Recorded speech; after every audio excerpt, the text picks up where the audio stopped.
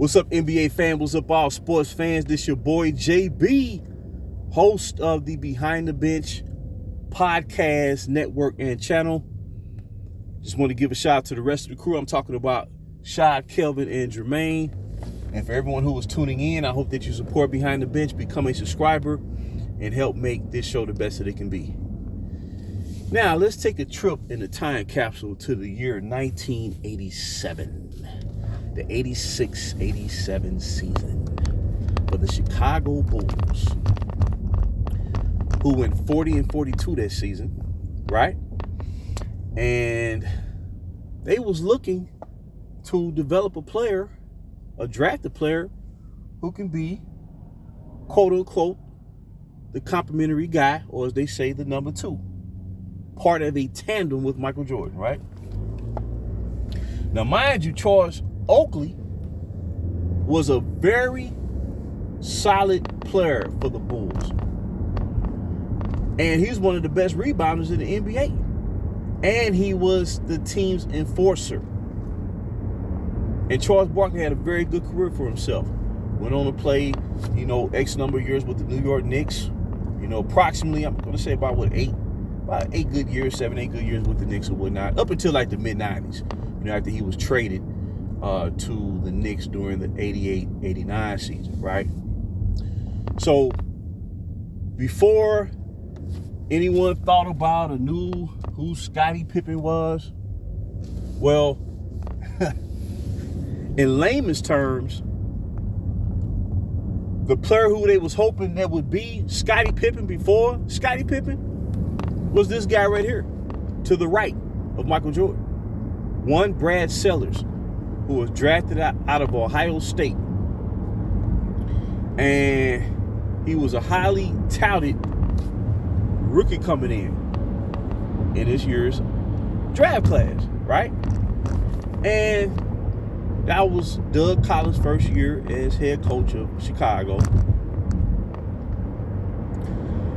And they understood that Michael Jordan did not have a number two guy.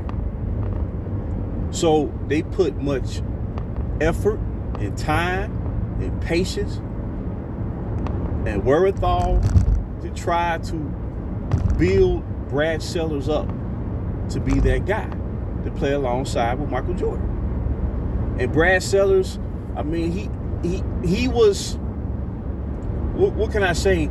I don't want to call him an underachiever.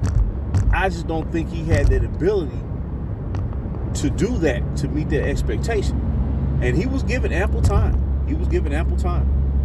So as a result,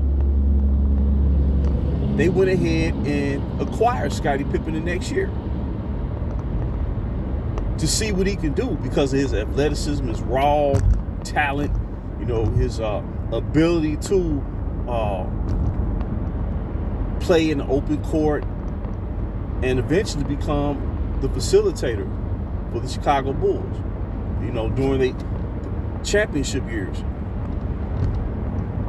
So when they say that Jordan lost in the first round in 1985 and 1986 and 1987, first of all, they don't really highlight who was on the roster with Chicago, right? That season, 86-87, Jordan averaged 37.1 points a game, right? Well, the second best scorer on the team was Charles Oakley, who was averaging about 13 points a game. Well, what do you think is going to happen when they reach the postseason and have to go up against the defending champion Boston Celtics, who won 59 games that year? And this was coming off the historical 86 season where they went 67-15 and lost one game at home all season and double overtime by a single basket to the Portland Trailblazers. That featured prime Larry Bird, that featured prime Kevin McHale, that featured prime Larry Parrish, where when you consider a historical view of that trio, most people would consider them representing the best front court in the history of this league. Then you had Danny Ainge, who was a hell of a player, and then of course you had the late great Dennis Johnson, right? And just imagine if Len Bias would have had opportunity to play with Boston after they drafted him.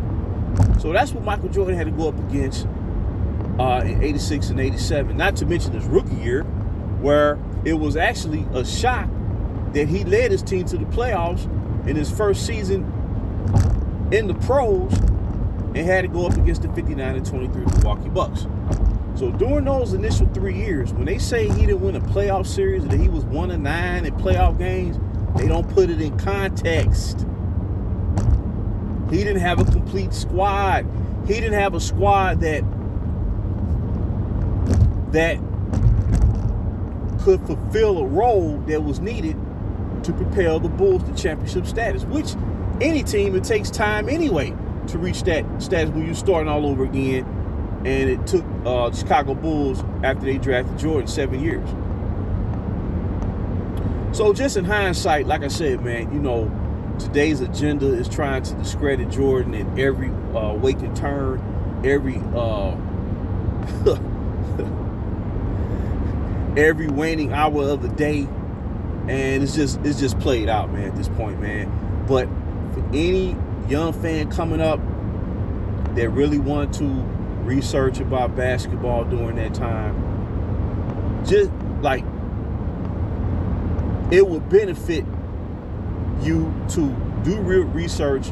You have all the tools out there, man, to get your answer. The information is available in a way that has never been before.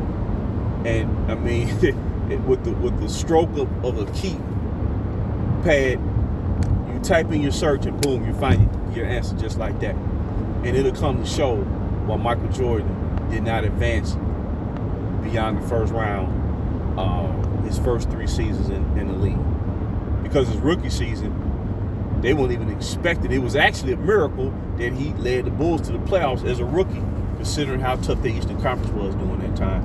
And the fact that you played your division opponents and your interconference opponents, your divisional opponents, you played them 6 times a year.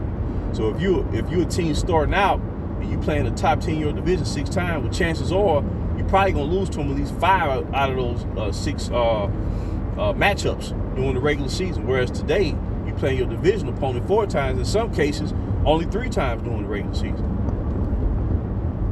So when people say basketball fans who grew up during that time and watched Michael Jordan and his journey throughout his career, when we say he really struggled to reach the top, he struggled to reach the top because he did not have that number 2 guy. And eventually that did turn into Scottie Pippen. But the initial, the player who they was trying to groom to be Scottie Pippen before they got Scottie Pippen was Brad Sellers.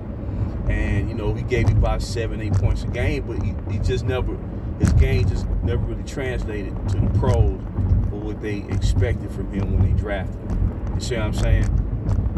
So when you put things in context, you really understand how great Michael Jordan was and how he had to take every single step, climbing that mountain before he ultimately reached the top. And Scottie Pippen played a vital role in those championships that Chicago did win during the 90s. But Michael Jordan was always the mainstay. So by the time Scottie got there, the roles were being established off the bat. So I just want to drop that real quick, and until next time, like I said, man, just in closing, man, history is there. The history is there, and it's there for a reason. You know what I'm saying? And they can try every attempt to repaint history or rewrite history, but in the end, man, those attempts will be fruitless in the end, and it won't amount to anything that's long-standing. Michael Jordan is Michael Jordan at the end of the day. But Brad Sellers was the guy who they were trying to groom to be the number 2 player and be Scottie Pippen before Scottie Pippen became Scottie Pippen. See, he wasn't even like when Scottie Pippen entered the pros himself that he was Scottie Pippen. He had to become Scottie Pippen over the next 4 seasons. You see how it works? Well, until next time, this is JB for BTB, Behind the Bench.